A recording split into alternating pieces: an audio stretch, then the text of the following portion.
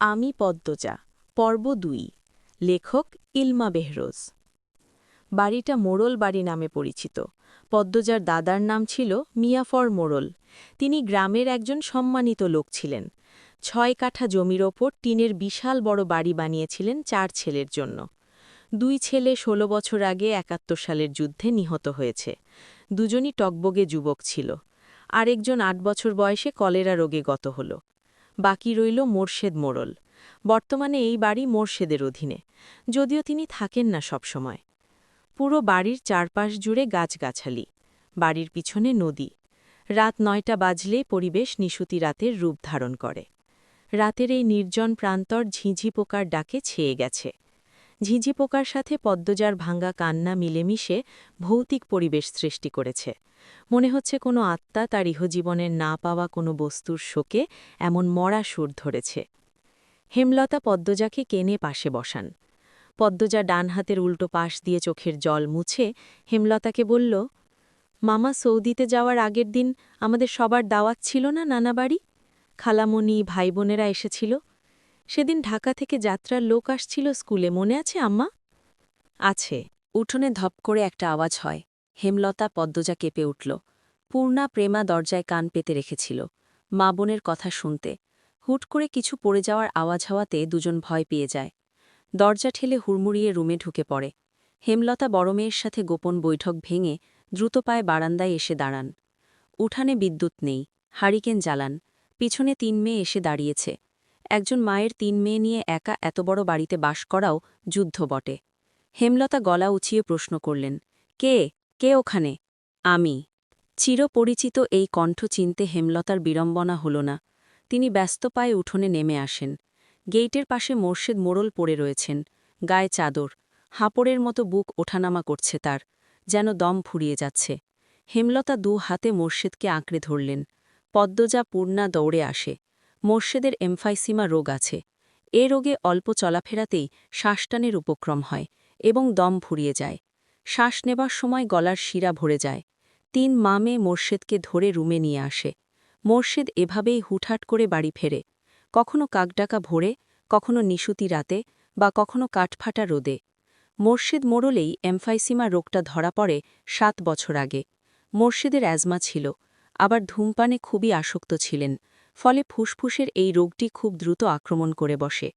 মোর্শেদ খানিকটা সুস্থ হয়ে রাত ১টার দিকে ঘুমালেন। পূর্ণা প্রেমা রুমে গিয়ে শুয়ে পড়েছে। পদ্মজা বারান্দার রুমে ঝিম মেরে বসে আছেন। জানালার বাইরে চোখের দৃষ্টি, জ্যোৎস্না গলে গলে পড়ছে। কি সুন্দর দৃশ্য! পদ্মজার মন বলছে মা আসবে তার খোঁজে, পুরোটা ঘটনা শুনতে আসবেই। সত্যি তাই হল।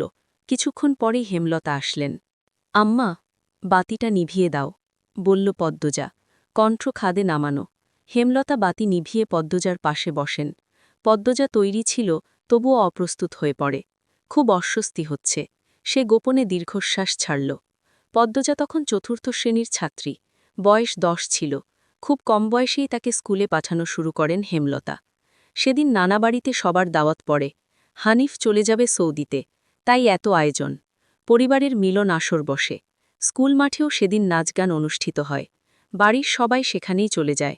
বাড়িতে থাকে শুধু পদ্মজা, পদ্মজার বৃদ্ধ নানা আর হানিফ। পদ্মজা ঘুমেছিল, তাই বাকিদের সাথে যেতে পারেনি। যখন ঘুম ভাঙে, আবিষ্কার করল বাড়িতে কেউ নেই। মোর্শেদ হঠাৎ করে অসুস্থ হওয়াতে হেমলতা বাপের বাড়িতে উপস্থিত ছিল না। পদ্ম নাকি? পদ্মজা বাড়ি থেকে বের হওয়ার উপক্রম হতেই কানে আসে হানিফের ডাক। পদ্মজা মিষ্টি করে হেসে মাথা নাড়াল। হানিফের লোলুপ দৃষ্টি তখন পদ্মজার সারা শরীর ঘুরে বেড়াচ্ছে। এইটুকু মেয়ের ফর্সা চামড়া, বিকৃত মস্তিষ্কের হানিফকে যেন বড্ড টানে। আয় তো, আমার ঘরে আয়। সহজ সরল শিশুসুলভ পদ্মজা মামার ডাকে সাড়া দিল। সে শুনেছে মামা ভাগ্নে যেখানে, আপদ নেই সেখানে। অথচ সেদিন সে মামাকেই ঘোর বিপদ হিসাবে জানল। পদ্মজা রুমে ঢুকতেই হানিফ দরজা লাগিয়ে দিল।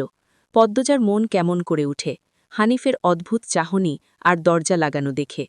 হানিফ কুৎসিত অঙ্গভঙ্গি প্রদর্শন করতে থাকে। পদ্মজার দেখতে খুব খারাপ লাগছে, ভয় করছে। এদিকে আয়, তোর লগে গল্প করি। হানিফ বিছানায় বসে পদ্মজাকে কাছে ডাকে। পদ্মজা কাছে যেতে সংকোচ বোধ করে। হানিফ পদ্মজার বান হাতে ধরে টেনে কোলে বসায়। তুই জানোস, তুই যে সবার থাইকা বেশি সুন্দর? হানিফের প্রশ্ন পদ্মজার কানে ঢোকেনি। সে মোচড়াতে থাকে হানিফের কোল থেকে নামার জন্য। আপত্তিকর স্পর্শগুলো পদ্মজার খুব খারাপ লাগছে, কেঁদে উঠতে ইচ্ছে হচ্ছে। মোচড়াস কেন রে ছেড়ি, শান্তিমতো বইয়া থাক, মামা মেলা থাইকা সাজনের জিনিস কিন্না দিমু। হানিফ শক্ত করে 2 হাতে ধরে রেখেছে পদ্মজাকে। পদ্মজা কিছুতেই নামতে পারছে না। মামা, আমি চলে যাব, কাদো কাদো হয়ে বলল পদ্মজা। কই যাবি, মামার ধারে থাক, বলল হানিফ।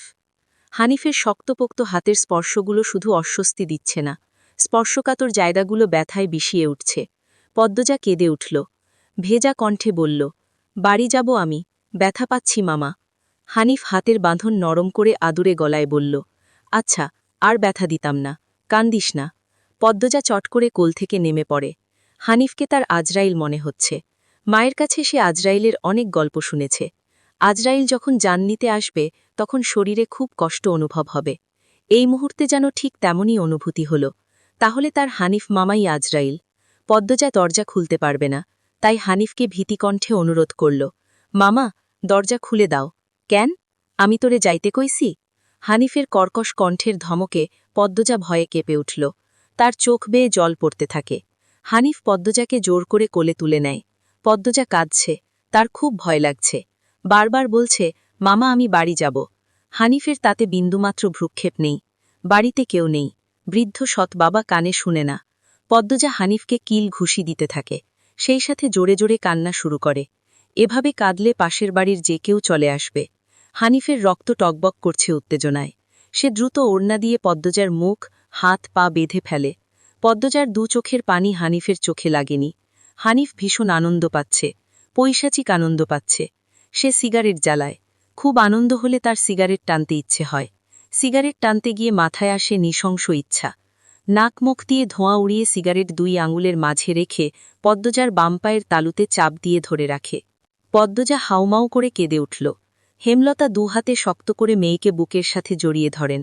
পদ্মজা কাঁদতে কাঁদতে বলল, আম্মা, তখন আমার খুব কষ্ট হচ্ছিল, আমার দমটা বেরিয়ে যাচ্ছে মনে হচ্ছিল। আমি তোমাকে খুব ডাকছি আম্মা, তুমি আসোনি। পদ্মজার কথাগুলো হেমলতার বুক রক্তাক্ত করে দেয়। এ যেন 1971 সালের পাকিস্তানিদের নৃশংসতা। নিজের চোখে তিনি দেখেছেন পাকিস্তানিদের নৃশংসতা। হানিফ আর তার দেখা অত্যাচারী পাকিস্তানিদের মধ্যে কোনো তফাৎ নেই। হেমলতা নির্বাক, বাকরুদ্ধ। শুধু অনুভব হচ্ছে তার বুকে পড়ে আদরের পদ্মজা হাউমাউ করে কাঁদছে। সর্বাঙ্গ যেন কাঁপছে। হানিফকে ক্ষতবিক্ষত করে দিতে হাত নিষ্পিস করছে। সেদিন একটুর জন্য পদ্মজা ধর্ষণ হয়নি। বাড়িতে সবাই ফিরে এসেছিল। পদ্মজা পোড়া স্থানের যন্ত্রণা সহ্য করতে না পেরে অচেতন হয়। বাকিটুকু আর পদ্মজাকে বলতে হয়নি, হেমলতা জানেন। পদ্মজার গা কাঁপিয়ে জ্বর আসে। 21 দিন বিছানায় ছিল। ততদিনে হানিফ দেশ ছেড়ে চলে যায়। পদ্মজা ভয়ে লজ্জায় ঘটনাটি কাউকে বলেনি। পায়ের পোড়া দাগ দেখে পদ্মজা যখন প্রশ্ন করেছিল, পা এমনভাবে পুড়ল কি করে, পদ্মজা সহজভাবে জবাব দিয়েছিল, চুলার কাছে গিয়েছিলাম, চুলার লাকড়ির আগায় পা লেগেছিল। কথাটা পদ্মজা সাজিয়েই রেখেছিল, সাথে অনেক যুক্তি, তাই মিথ্যে বলতে একটুও কাঁপেনি। পুরো ঘটনাটা পদ্মজার বুকে তাজা হয়ে আছে। এই 6 বছরে লুকিয়ে কতবার কেঁদেছে সে। সবসময় চুপ করে কোথাও বসে থাকত। হেমলতা মেয়ের নিশ্চুপতা দেখে মাথা ঘামাননি, কারণ পদ্মজা ছোট থেকেই চুপচাপ ছিল। কিন্তু আজ হেমলতার খুব আফসোস হচ্ছে, নিজেকে অপরাধী মনে হচ্ছে। তিনি ভেবেছিলেন তার 3টা মেয়েই তার কাছে খোলা বইয়ের মতো ছিল, চাইলেই পড়া যায়। বিশেষ করে পদ্মজাকে বাড়ির পিছনের নদীর বুক দিয়ে তরতর করে বয়ে যাওয়া স্বচ্ছ টলটলে পানির মতো মনে হতো, যার জীবনে অস্বচ্ছ বলতে কিছু নেই, সবই সাদামাটা, সহজ সরল। অথচ পদ্মজার জীবনেই কত বড় দাগ জলজল করে জ্বলছে, কত বড় ঘটনা লুকিয়েছিল। মেয়েরা কথা লুকিয়ে রাখার সীমাহীন ক্ষমতা নিয়ে জন্ম নেয়। কথাটা নিজের মেয়েদের ক্ষেত্রে মাথাতেই আসেনি। পদ্মজা শান্ত হলে হেমলতা বললেন, পাটা দেখি। পদ্মজা বা পা বিছানায় তোলে।